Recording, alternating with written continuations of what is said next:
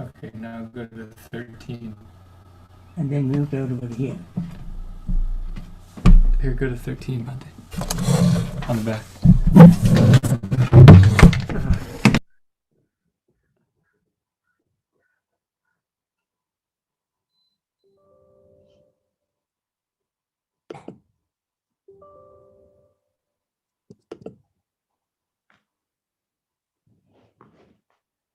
Good morning, Bhante. Morning, Bhante. Good morning, Bhante. Tiruvan Saranai. Morning, Bhante. Morning, Bhante.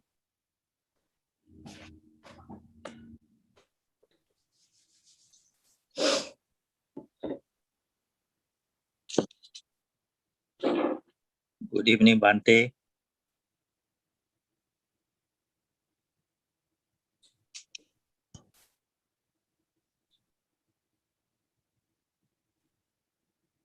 Morning, Bhante.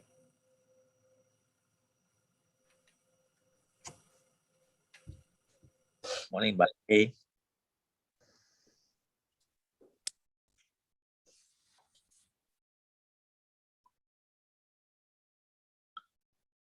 Good morning, Hamdurani.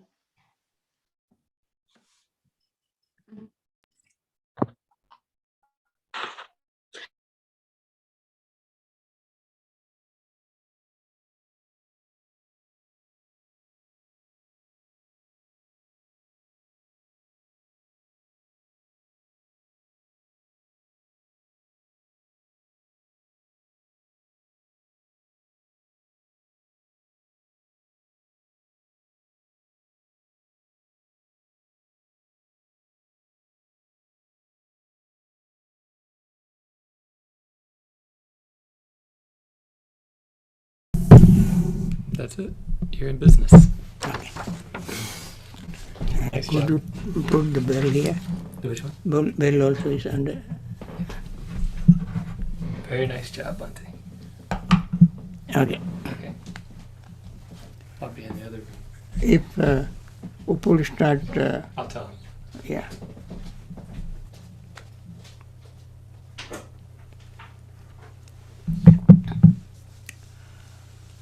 Okay. Good morning, everybody. I hope you all had a wonderful Vesak celebration yesterday. So many people came. And now let us begin today's Metta meditation first, and then we continue our answering questions. Let us begin Metta meditation. May all beings be happy and secure. May all beings have happy minds.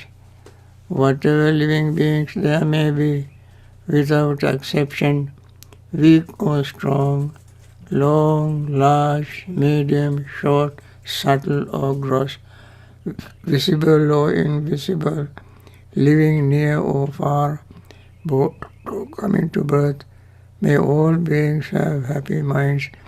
Let no one deceive another, nor despise anyone anywhere, neither from anger nor ill will should anyone wish harm to another.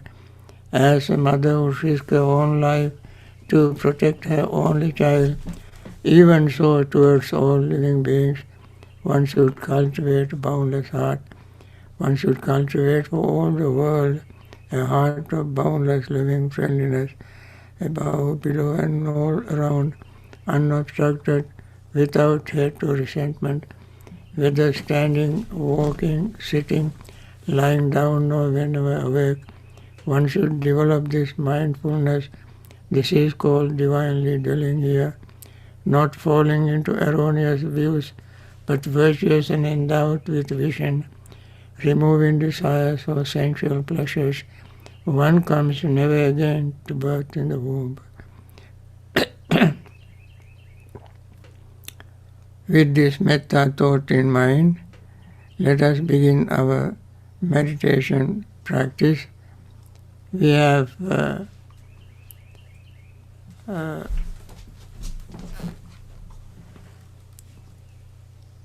we start with paying attention to our breath.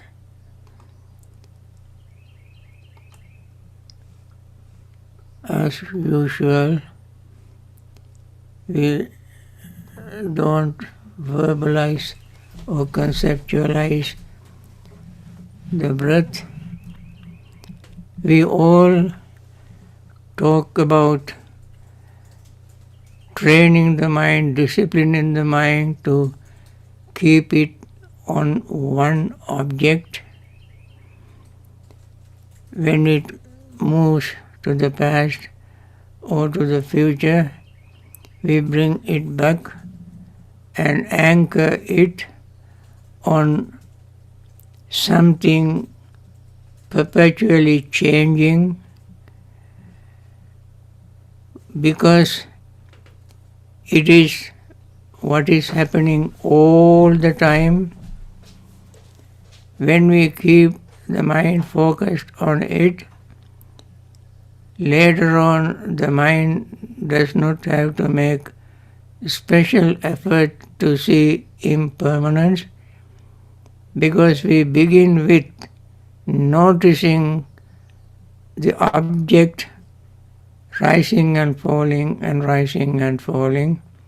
That object is our breath. We pay attention to that breath, noticing rising the chest area, abdominal area, and falling abdominal area, chest area, leaving the nostrils.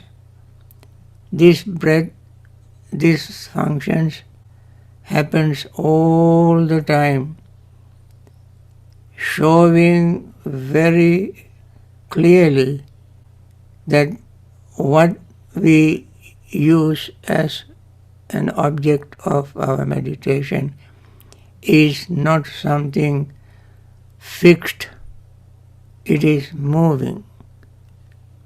When we see this, there is no way that we can let the greed settle in our mind.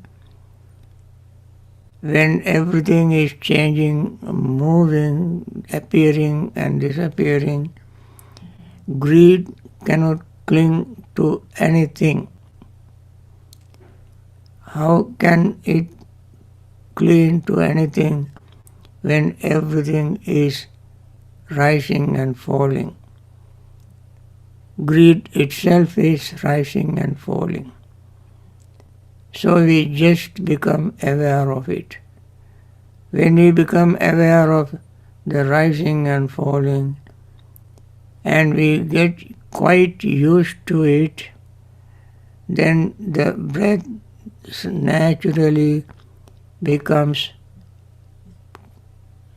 quiet, slow, and relaxed. The body becomes calm, relaxed. The mind becomes calm, relaxed. In this relaxed state of mind,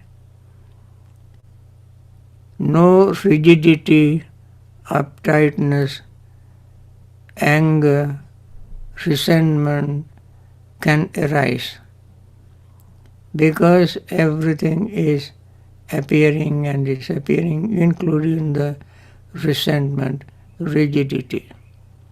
They also appear and disappear. When the rigidity disappears, we begin to feel Metta feeling.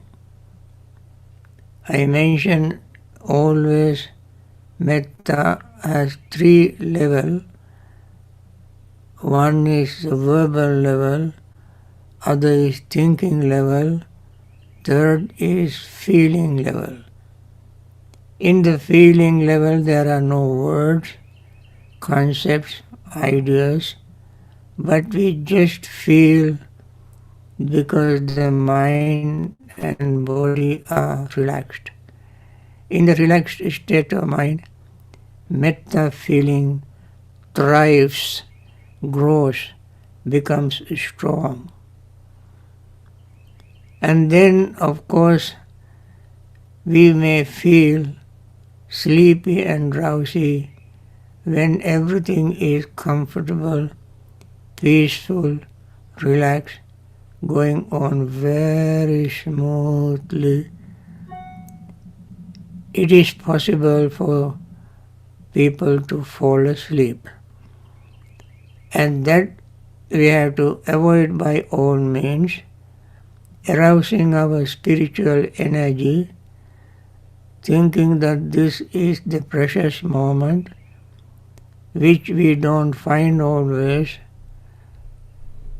When we find this precious moment, we want to make the best use of it so that sleepiness would not permit us to use this precious moment. So we want to overcome that. When we arouse our energy to overcome sleepiness and drowsiness, the opposite of sleepiness and drowsiness can arise. That is restlessness and worry. Restless because we have done something incorrectly, wrongly, or we have done something incomplete, or our mind goes to the future, thinking of or planning of the future things we are going to do. So when the mind vacillates between the past and the future, mind becomes restless. But this restless mind, we cannot find any calm, peaceful state. So we have to overcome that restlessness and worry. Once it is overcome, there may remain doubt. Doubt about the Buddha, Dhamma, Sangha, and your own practice. If you have any doubt of all of them, that doubt definitely will fade away when you see the results, the benefit you have already gained. You have overcome your greed, resentment, sleepiness and drowsiness, restlessness and worry. These are the benefit you already got, the results of your own practice, mindful practice. Therefore, you can have confidence in you and in the method that Buddha introduced. Method we use to train the mind to be mindful. When you see this, you can have confidence in your having some mindfulness, being able to overcome these obstacles. You can have confidence that you can do it. Buddha has told us, monks, I never tell you anything that you cannot do. And that is what we mentioned even yesterday. I attain enlightenment and teach others to attain enlightenment. I liberate myself from samsaric suffering and teach others to attain samsaric suffering. Since Buddha realized that we are capable of doing what he recommended, he taught us Dhamma, and we must have full confidence in the Buddha and the method he taught us. It is now gaining ground all over the world because they see the results by themselves. That is the quality of Dhamma. Pacchattam veditabba vinyuhi. Wise individual personally realize this Dhamma. Dhamma is personally realizable by the wise. And this is very true in our meditation practice. Then we gain all these obstacles having overcome, we gain concentration. This concentration does not make us like a vegetable, but bring us to the very fundamental truth of rising and falling in the subtlest form, meaning we can notice the subtlest changes, minutest changes taking place in our breath, our feelings, our perceptions, our thought and consciousness. And seeing this arouse our insight, wisdom to overcome greed, hatred and delusion. Let us try this. I gave a whole lot in a capsule, in a nutshell, and you have to decompress it in your own practice. I gave in a compressed form, and you have to decompress through your practice. Let us do that.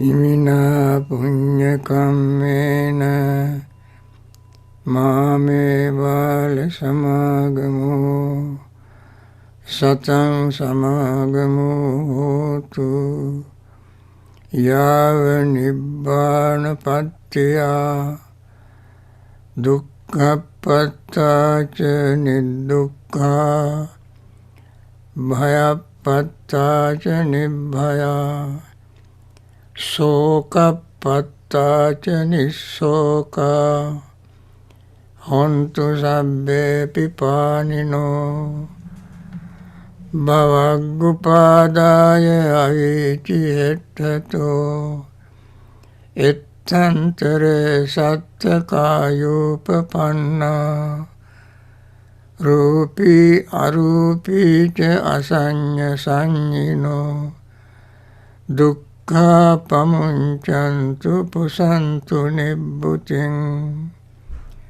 sadhu sadhu sadhu. By means of this meritorious deed, may I never join with the foolish, may I join always with the wise until the time I attain Nibbana.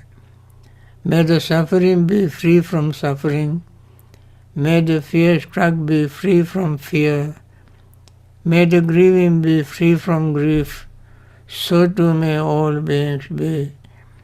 From the highest realm of existence to the lowest, may all beings arisen in these realms, with form and without form, with perception and without perception, be released from all suffering and attain to perfect peace.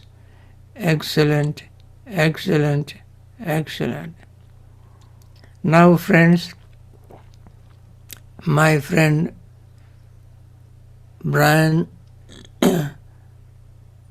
can take your questions if you ask verbally or write on the chat box,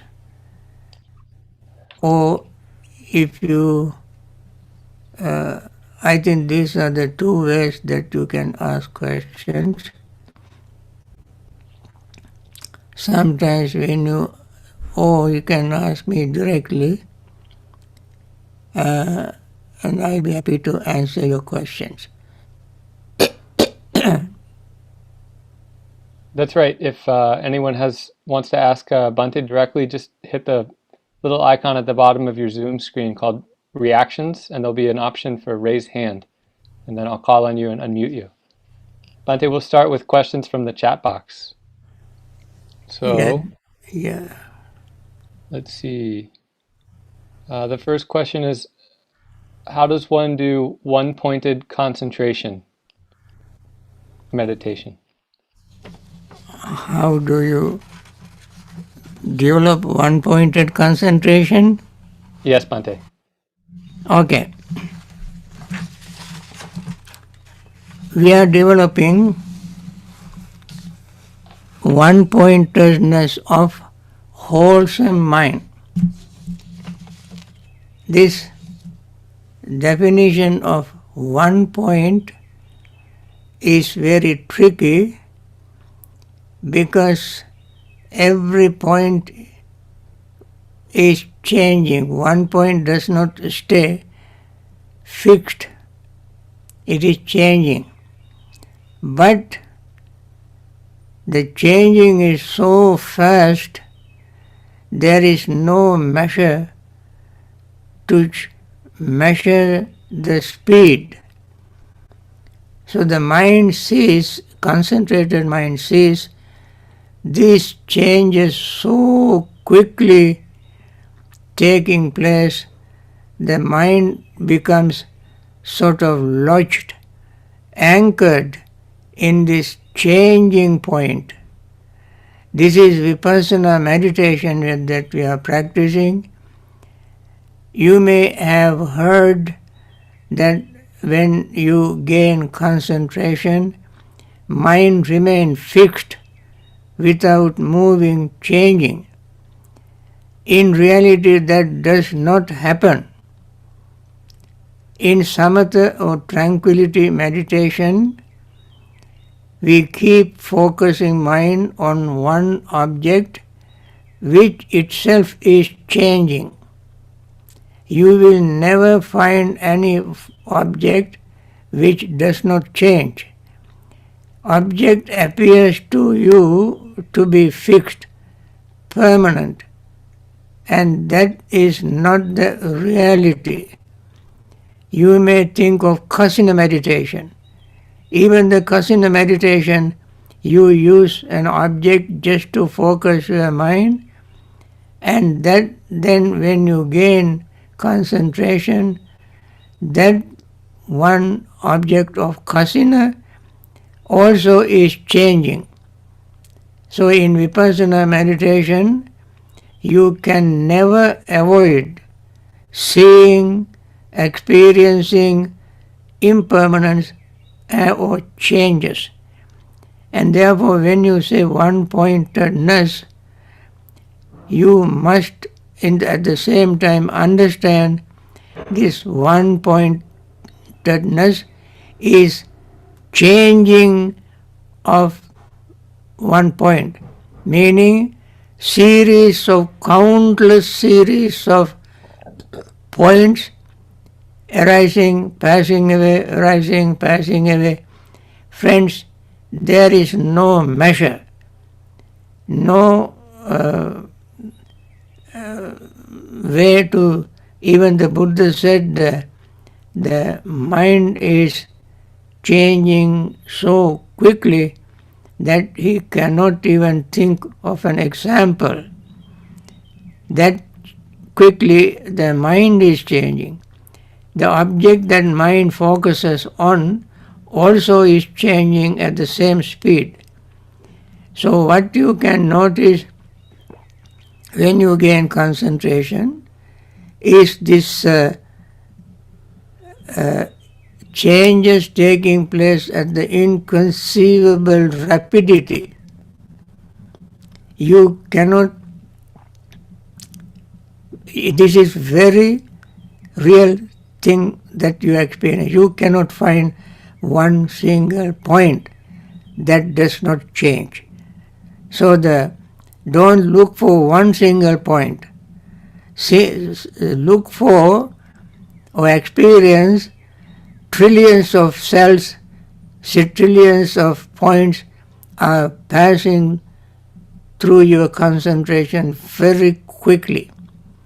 And that is where you will definitely see selflessness.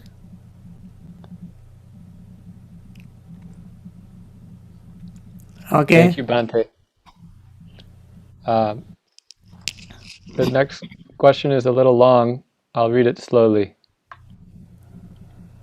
Dear Bhante, in several verses of the Theragatha, a compound word appears where one bhikkhuni taught another, a word uncommon in the canon. And then this is the word, Bhante. Khandayatana-datuyo. Presumably meaning the 5 aggregates, 6 sense bases, and the 4 or 6 elements. I've found it only in the Tig verses and once in the Theragatha. Does this suggest that the compound is a late addition, or may it hint at a culture among bhikkhunis in which they often used this compound as teaching only among themselves? All your thoughts on this topic are welcome. Okay, good question.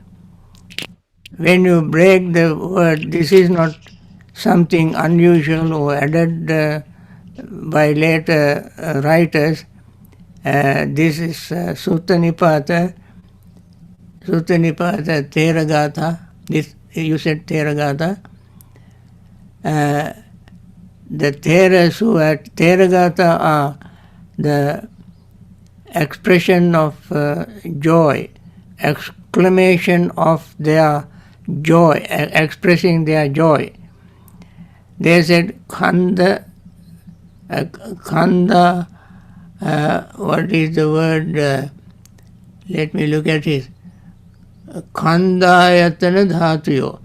Khanda ayatana dhatu. Khanda is 5 aggregate. Ayatana means 6 ayatanas. Dhatu is 4 elements. This body is made up of these 3 segments. Khanda, dhatu, ayatana. Khanda is 5 skandhas: form, feeling, perception, thought and consciousness. These are the khandhas. Dhatu is Patavi, Apo, Tejo, Vayo, earth element, water element, air element, fire element. Dhatu means there are 18 dhatus in one explanation, and the other is 6 dhatus, Patavi, Apo, Tejo, Akasa, Aloka. And these are the elements, khandhas and ayatanas, and therefore it is not something added to the text by unenlightened persons. When an enlightened person expresses, says something, that person says it with perfect understanding and agreeing with the teachings of the Buddha. Enlightened person does not say anything contradictory to the Buddha's teaching, and therefore don't think this is something that added later on. Surely you may not find it anywhere. This is another reason why these 3 segments are put together. These are composed in verses. When verses are composed in any language, the composer has a right to join words, cut words, use different words, and so forth to maintain the meter. So from any angle you look at it, you can see the authenticity of this statement.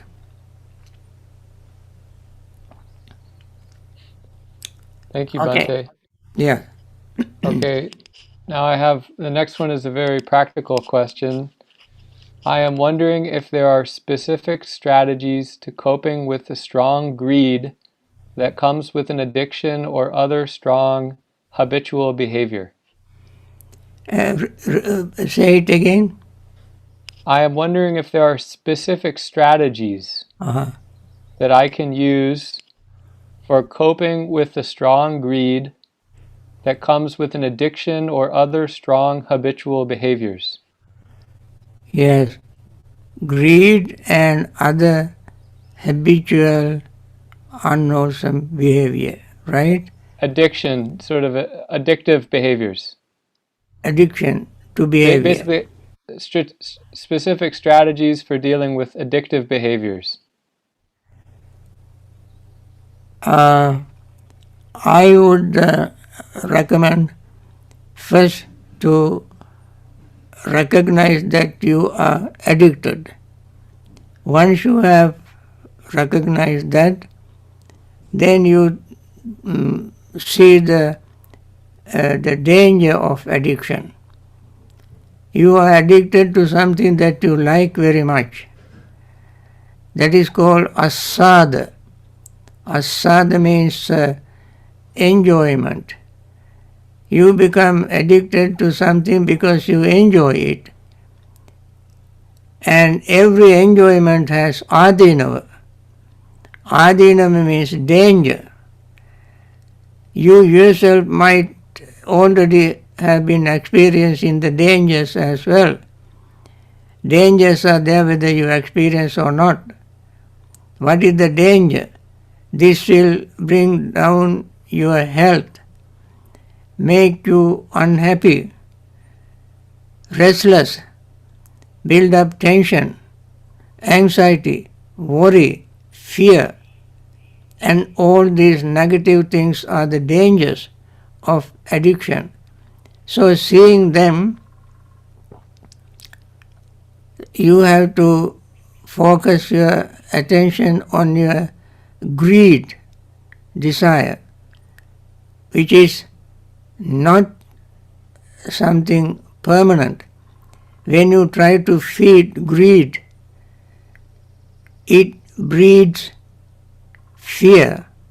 Greed breeds fear, tension, anxiety, worry, and so forth. And therefore, you have to focus your mind on something very natural, normal, neutral, universally acceptable fact. That fact is, you keep, whenever greed arises, don't give in to greed. Focus your mind on your breathing.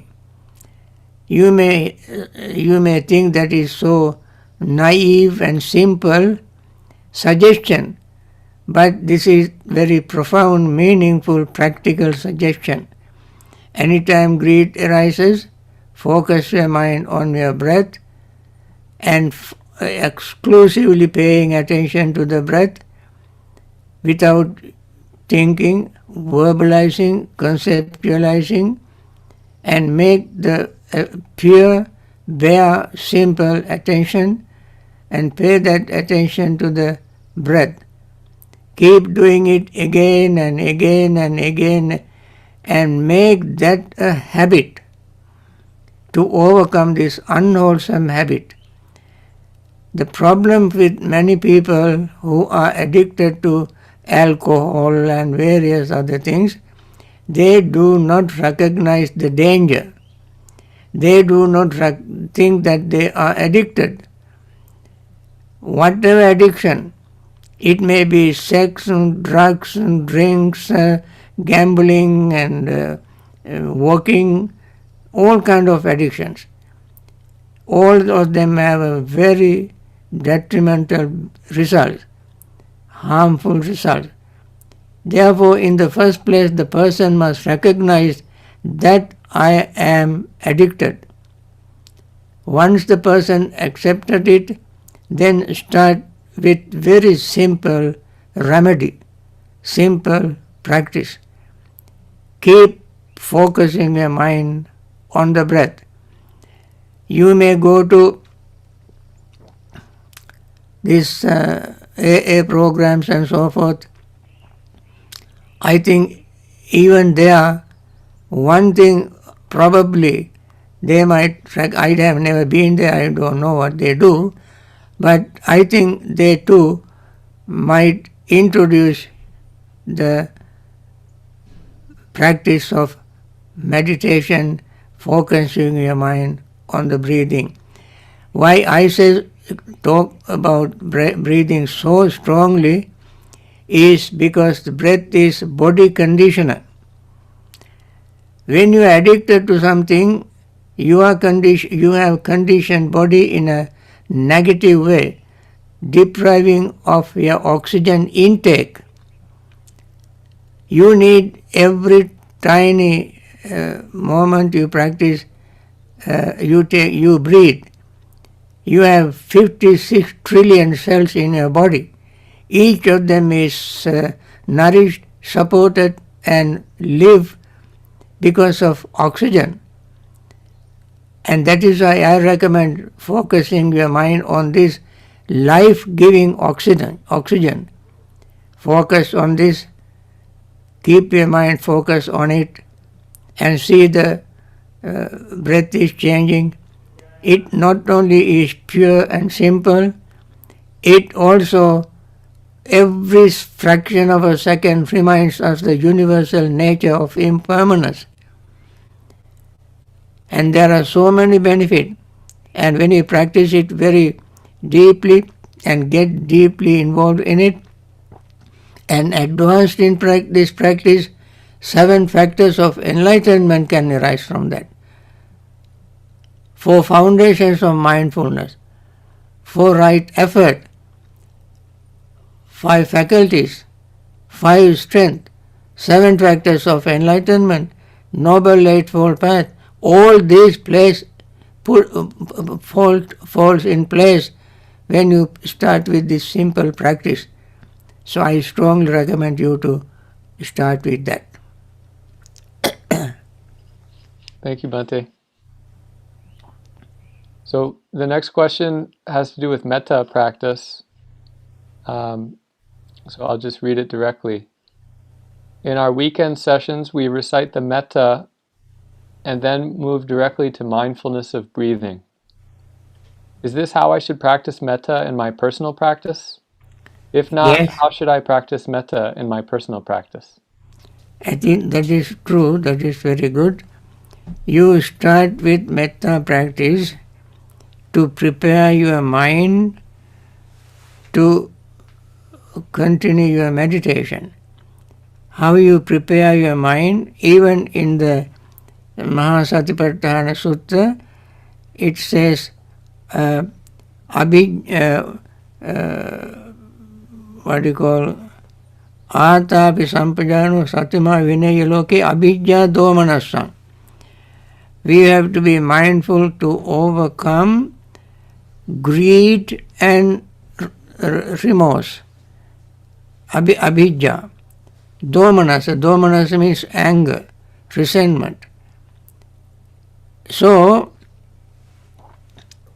domanasa come from dusmana, meaning mindful of anger. We have to overcome that before we continue the practice. So, overcoming anger is extremely important. By practicing metta, we do that. We overcome anger. And then when you start your focusing your mind on the breath and continuing your mindfulness practice, it will not be obstructed by anger. Mind is very smoothly moving forward in your mindfulness practice. For this reason, not only we can practice, but everyday practice, not only one particular group of people who practice meditation. I recommend everybody, irrespective of their religious affiliations, practice metta, because metta does not recognize religions. Metta recognizes only living beings, breathing beings, feeling beings, and therefore we must all practice metta at the beginning, even if you don't say too many words. If you simply start the practice saying, may all living beings be well, happy and peaceful, even this one sentence would arouse your metta thinking, metta feeling. And therefore I recommend that very strongly. Thank you, Bhante. I think we can do maybe one more question. The next question is, how can we practice letting go? I notice a tendency to hold on to what people have said or something I should not have done. How do we practice letting go? You can practice letting go by letting go. If you simply say letting go and do not let go, it will never go away. You know, it is very easy to repeat words, but we must always go under this word we repeat and see ourselves, am I doing what I say? You ask, you want to let go, and ask yourself, am I letting go? You may not let go. You grip, you hold, grudge, anger, and so forth. And therefore, My practical answer to your practical question is that let go means let go. Don't hold and say let go, let go, let go, let go. That means you let go. Open your hands, let go. You want to swim, and no matter how much you talk about swimming, you never learn to swim. You have to get into the water and learn how to swim, and then you can swim. Similarly, you must let go of, first you must let go of tiny things. Letting go, people have anger, hatred, grudge, and so on. You may not be able to let go of it at once, but you let go of the gross, very meanest type of hatred.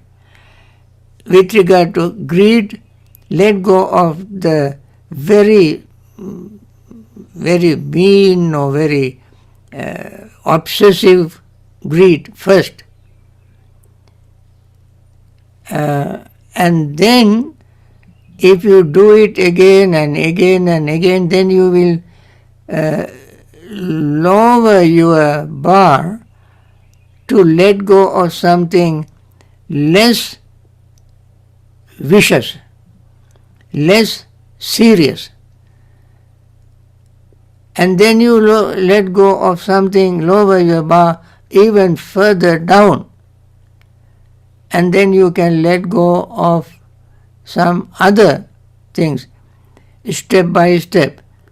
And that goes on and on like this. Then finally you will be able to let go of it from the root, from the very beginning of that particular obsession. It can be greed, it can be hatred, it can be lust, it can be this or what. And then you will not have even the thought of having it anymore. I think that is how we have to train ourselves.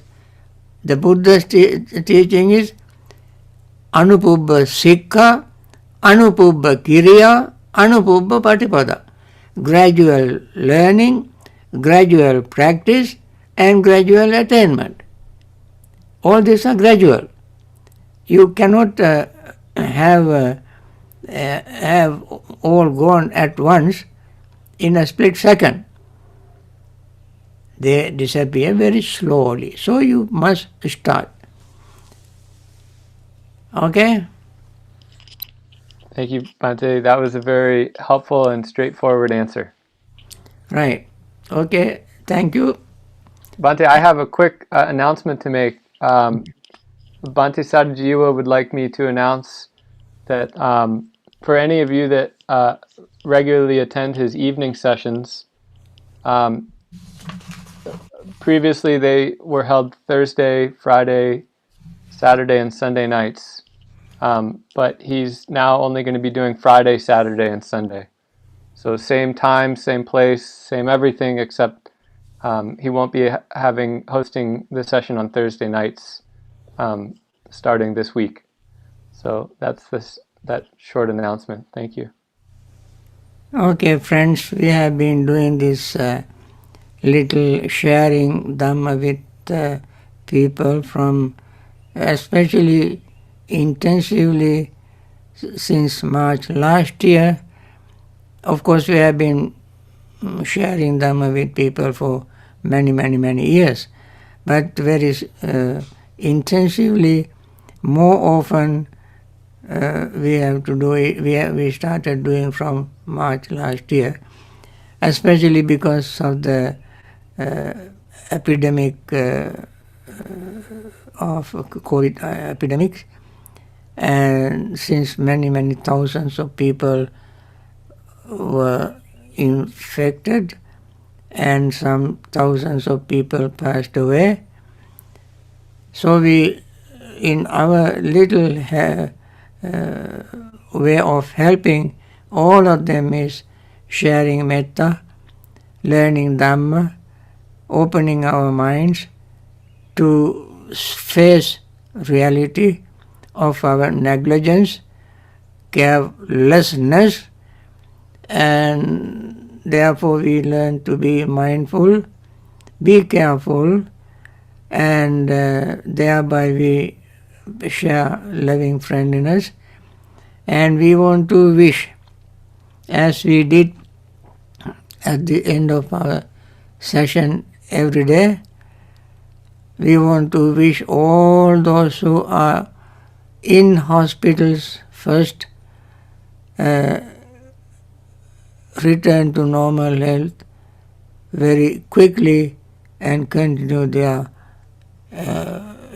normal life, live long in very good health and peace.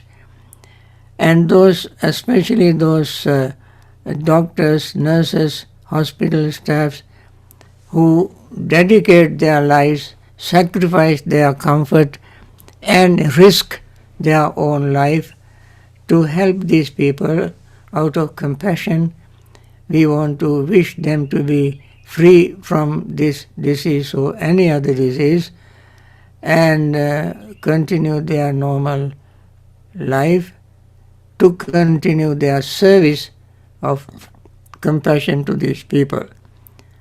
And others, leaders, many leaders who have taken initiative, encouraged people to get vaccination and use various methods and techniques to help these people to recover from this COVID-19 and maintain their normal health, normal work, education, business, and so forth and so on.